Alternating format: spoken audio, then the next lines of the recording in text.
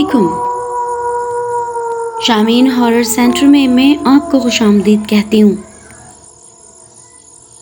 آئیے آج حویلی کے جن اور نور کے پارٹ 2 میں اپنی بقیہ کہانی ملاحظہ کرتی ہوں۔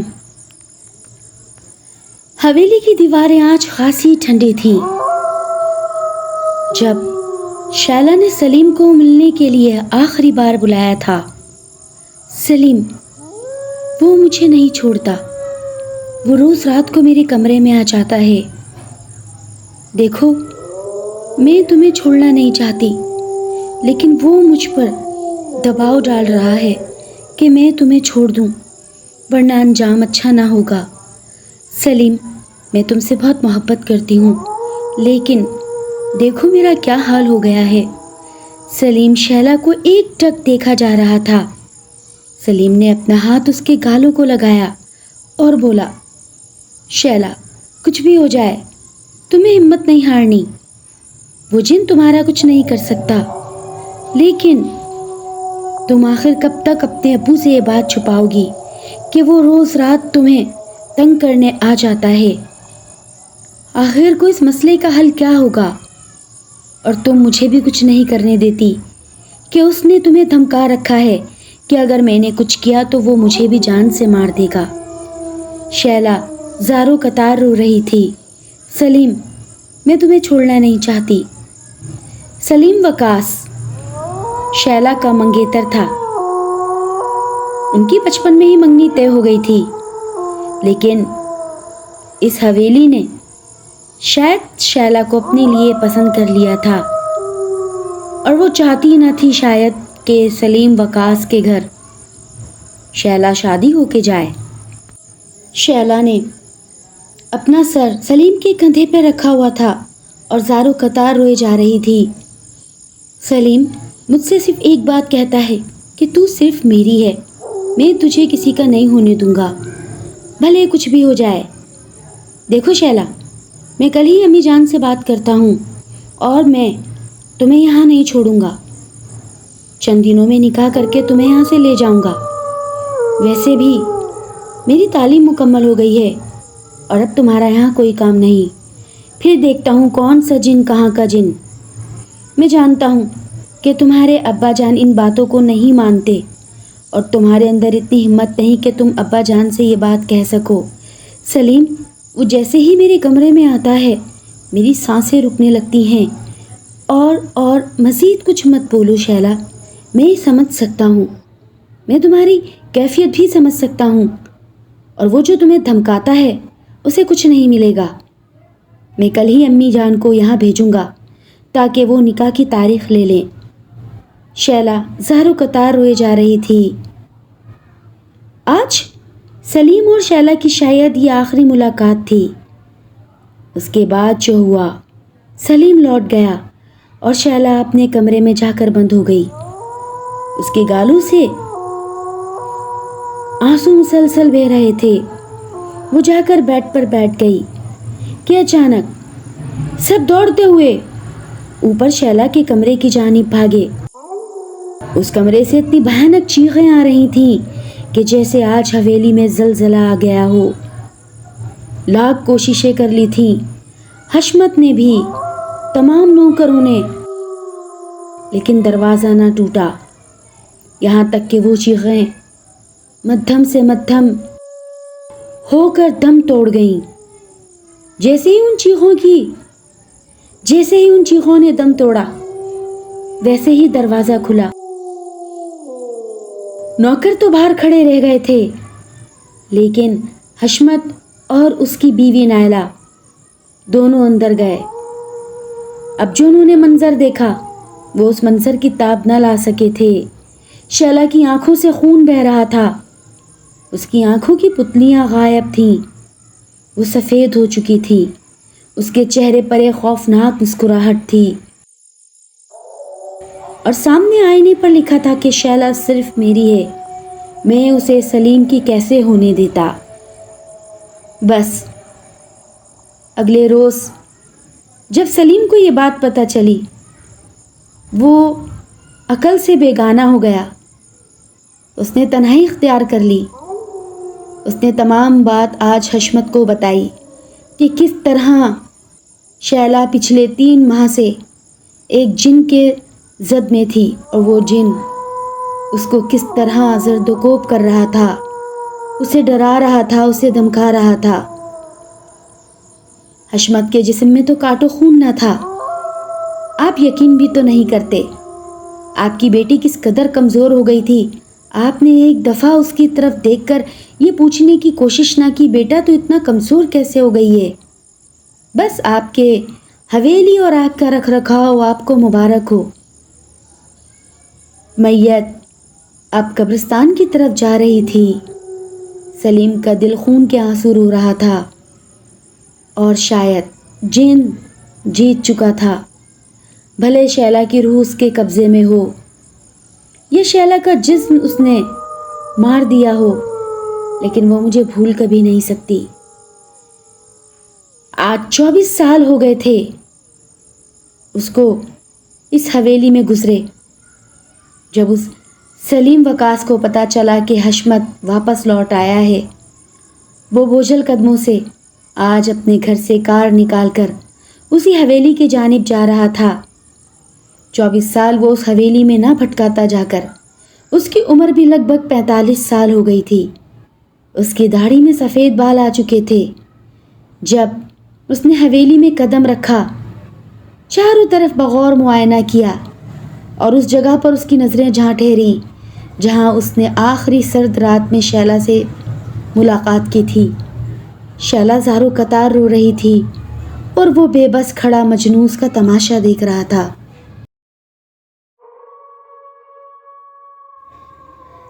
سلیم مہمان خانے پہنچ چکا تھا۔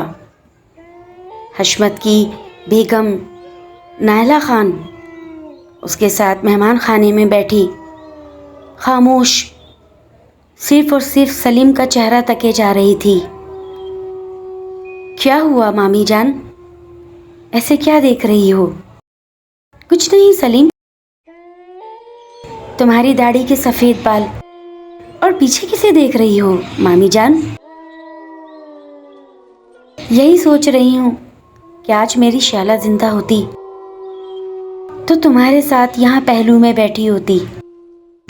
سلیم نے یہ بات سن کر کوئی جواب نہ دیا تھا۔ کہیں نہ کہیں سیلا کی موت کا اس کے ماں باپ بھی ذمہ دار تھے۔ کاش سیلا کو اتنی حیثیت حاصل ہوتی کہ وہ ماں باپ سے اپنے دل کی بات کر سکتی۔ چھوڑیے مامی جان، وقت گزر گیا۔ میں آج بھی شیلا کی یادوں کو لیے دل میں پھرتا ہوں۔ وہ میرے لیے کبھی نہیں مر سکتی۔ آپ کی بیٹی ہے۔ اچھا یہ بتائیے کون کون آیا ہے آپ کے ساتھ؟ بس شیلا کے ابا، میں، نور اور چند نوکر۔ نور؟ ہاں، میری سب سے چھوٹی بیٹی جو اس حویلی کے جانے کے بعد پیدا ہوئی تھی۔ اچھا، تم نے تو کبھی ہم سے رابطہ ہی نہ رکھا، بس یہاں ملنے چلے آئے۔ لاہور تو تم کبھی نہ آئے۔ بس مامی جان، میں روز شام اکثر شیلا کی قبر پہ بتاتا ہوں۔ میں شیلا سے باہر ہی نہیں آیا۔ لاہور تو بہت دور کی بات ہے۔ بیوی جی ڈائننگ پر کھانا لگ گیا ہے، آپ سے گزارش ہے کہ سلیم صاحب کو لے آئیے، اور حشمت خان صاحب بھی اب ٹیبل پر آ چکے ہیں، نور بی بی بھی آ گئی ہیں۔ چلو چلتے ہیں، کھانا کھاتے ہیں، باتیں چلتی رہیں گی۔ سلیم آہستہ آہستہ قدموں سے مہمان خانے سے نکلتے ہوئے اب ڈائننگ روم کی جانب جا رہا تھا۔ یہ ایک بہت بڑا ڈائننگ روم تھا۔ سلیم کی نظر جیسے ہی نور پر پڑی ویسے ہی سلیم ٹھٹک گیا۔ نہیں نہیں، شیلا واپس نہیں آ سکتی۔ شیلا؟ یہ تو بالکل شیلا ہے۔ سلیم نور کو ایک ٹک دیکھ رہا تھا۔ کیا ہوا سلیم بیٹا، آگے بڑھو۔ حشمت خان اپنے چیئر سے بول اٹھے۔ جی وہ یہ شیلا۔ حشمت خان نے سلیم کی آنکھوں میں دیکھا۔ سلیم کی آنکھوں میں ایک بے چارگی سی تھی۔ بیٹا، یہ شیلا نہیں، شیلا کی ہم شکل نور ہے۔ نور نے جب یہ بات سنی تو ایک دم اپنی گردن گھمائی اور اپنے بابا جان کی جانب دیکھنے لگی۔ بابا جان، کیا میں شیلا آپی کے ہم شکل ہوں؟ ہاں، لیکن آپ نے یا کسی بہن نے مجھے آج تک یہ بات نہ بتائی۔ یہ باتیں بتانے کی نہیں ہوتی۔ یہ ایک ایسا زخم ہے جو ہم یہاں دفن کر کے جا چکے تھے۔ کیسا زخم بابا؟ مجھے تو کچھ بتائیے۔ اتنے میں سلیم آگے بڑھا۔ کچھ نہیں بابا جان، ان کا تعارف کیا ہے؟ یہ کون ہے بیٹا؟ یہ میرے بھانجے ہیں، نائلہ بیگم بول اٹھی۔ اور تمہاری سب سے بڑی آپا کے منگیتر سلیم وقاص۔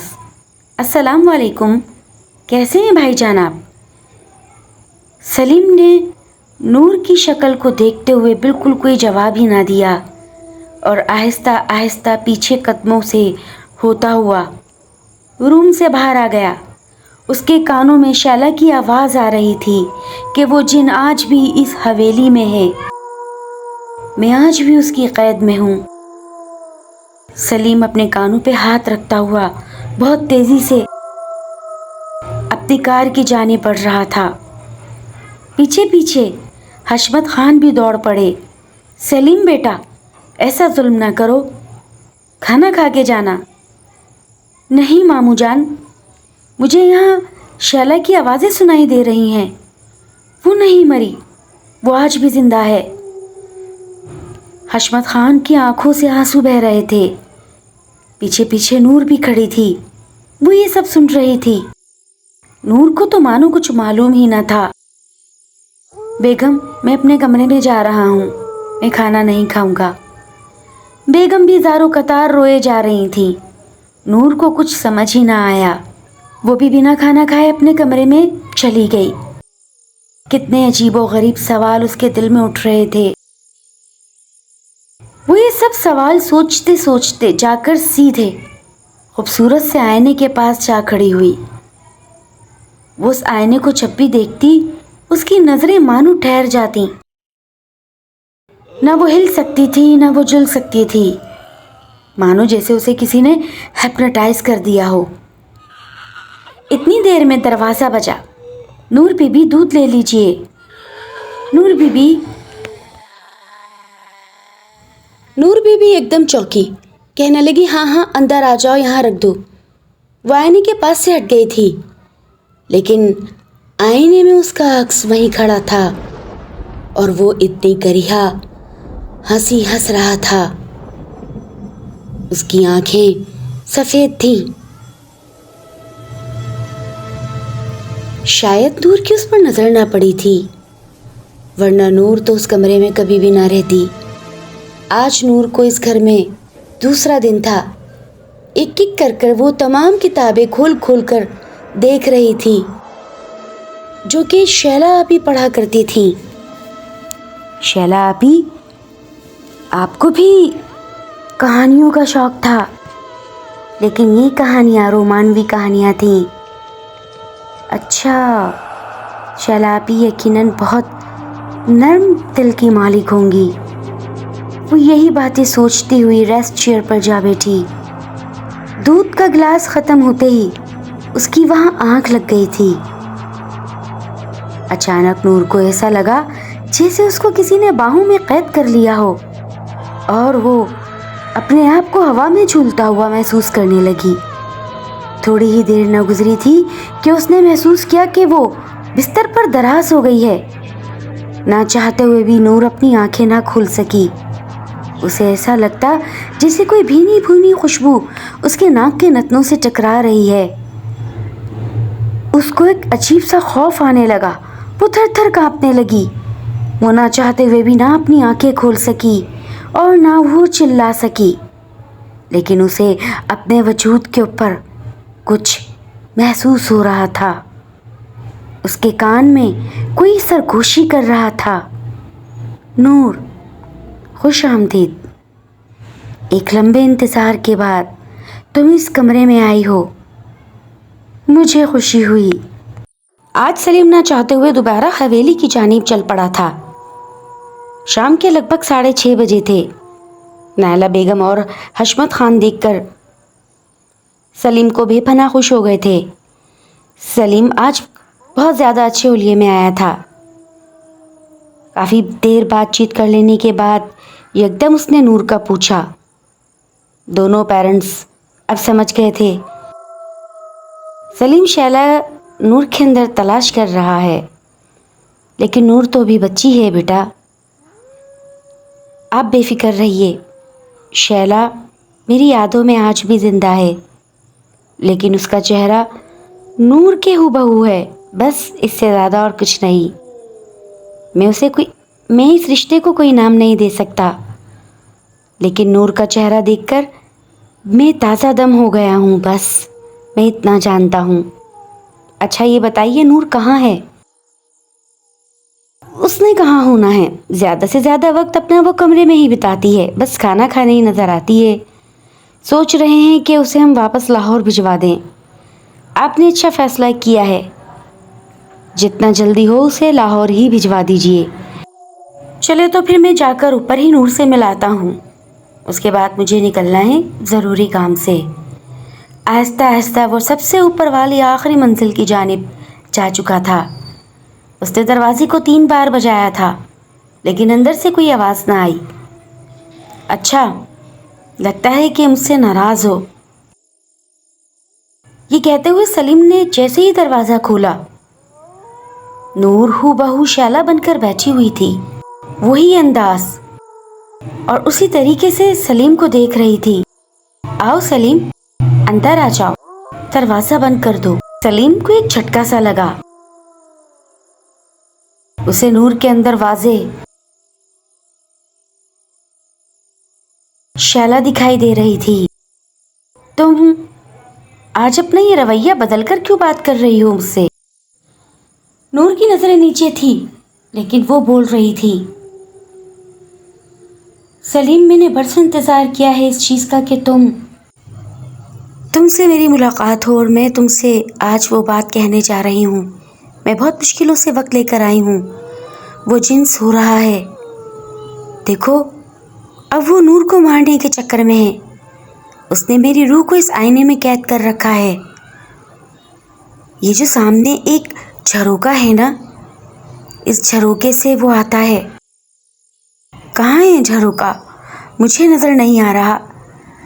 وہ جھروکا اس آئینے میں ہی ہے، اور جو کوئی اس آئینے میں کھڑا ہو کر دیکھتا ہے، جن اس کی آنکھوں کے ذریعے باہر آ جاتا ہے، اور اب وہ نور کو نہیں چھوڑے گا۔ کچھ کرو، میری بہن کو بچا لو، دیکھو میری بہن کو بچا لو، اور میری روح کو اس آئینے سے آزادی دے دو۔ اگر یہ آئینہ ٹوٹ گیا، وہ جن تو مر جائے گا، لیکن میری روح ہمیشہ اس آئینے میں قید ہی رہ جائے گی۔ میرا کیا ہوگا؟ دیکھو سلیم، میں تم سے بات کر سکتی ہوں، میں پہلی اور آخری دفعہ آئی ہوں۔ سلیم ساری باتیں سن کر بہت تیزی سے حویلی سے باہر آ گیا تھا۔ وہ کار میں بیٹھا ہوا اب اسی بزرگ کے پاس جا رہا تھا، جس بزرگ سے آج سے وہ کچھ تقریباً 15 سال پہلے ملا تھا۔ وہ جیسے ہی آستانے شریف میں پہنچا، اس نے تمام باتیں اس بزرگ کو بتائیں، اور اس جن کا واویلا بھی بتا دیا کہ وہ اب نور کے پیچھے ہے۔ اس بزرگ نے اپنا ساز و سامان اکٹھا کیا اور بولا، چلو اس کے خاتمے کا وقت آ گیا ہے۔ سلیم نے بزرگ کو اور اس کے ساتھ چند اس کے مریدوں کو بٹھایا اور اب حویلی کی جانب رخ کیا۔ رات کے تقریباً 10 بج رہے تھے جب وہ حویلی پہنچے۔ حشمت خان یہ سب دیکھ کے چونک گیا۔ یہ کیا حرکت ہے سلیم؟ یہ کسے لے آئے ہو تم؟ ہم عزت کرتے ہیں بزرگوں کی، کم از کم اس سے پوچھنا چاہیے تھا۔ حشمت صاحب کو غصہ آ رہا تھا۔ یہ وقت اب غصے کا نہیں رہا۔ ماموں جان، کیا آپ چاہتے ہیں کہ آپ نور کو بھی کھو دیں؟ تو آئیے میں آج آپ کو ساری باتیں بتاتا ہوں، شروع سے لے کر آخری تک۔ اس سرد رات کی آخری ملاقات تک سلیم رو رو کر تمام باتیں بتا رہا تھا اور حشمت اس کی آنکھوں سے 1 منٹ کو آنسو نہ رکا تھا۔ ایسی بات تھی تو مجھے کیوں نہ پتا چلا، ہائے میری کمبختی۔ یہ کہہ کر اب انہوں نے بزرگ کو اجازت دے دی تھی، تبھی نور باہر نہیں آتی۔ ہم پریشان ہیں۔ بہت دیر تک اندر نہ جانے کیا سے کیا ہوتا رہا، چیخیں، چلانے کی آوازیں، اتنے خوفناک دھمکیاں، کبھی بھاری آواز، کبھی معصومانہ آواز، کبھی شعلہ کی آواز، کبھی نور کی آواز۔ کوئی کمرے کے اندر نہ آیا تھا، یہاں تک شعلہ کو اس آئینے سے نکال لیا گیا اور وہ آئینہ توڑ کر جلا دیا گیا۔ اس کے بعد اس آئینے کی کرچیاں اٹھا کر ایک مرتبان میں بھر دی گئی تھیں۔ اس جن کا تو خاتمہ ہو گیا۔ نور اس جن کے قید سے آزاد ہو گئی اور شعلہ کو بھی اب آزادی مل گئی تھی۔ لسنرز، یہ تو تھی ایک پراسرار کہانی جن کی، جو ایک بند کمرے میں ایک دوشیزہ پر حاوی ہوا، یہاں تک کہ اس کی جان لے گیا۔ ہمیں اپنے ارد گرد ان چیزوں سے بچاؤ کے لیے لازمی احتیاط کرنی چاہیے۔ یہ ایک ایسی پراسرار حویلی کی کہانی تھی جہاں ایک بند کمرہ تھا اور پرانے وقتوں کا ایک آئینہ تھا۔ اس آئینے میں آسیبوں کو جلا کر قید کیا جاتا تھا اور غلطی سے وہ آئینہ حشمت خان خرید کر اپنے گھر لے آئے تھے۔ ایسی کوئی بھی چیز خریدنے سے پہلے 100 مرتبہ سوچا کیجیے، کہیں یہ پراسرار نہ نکل آئے۔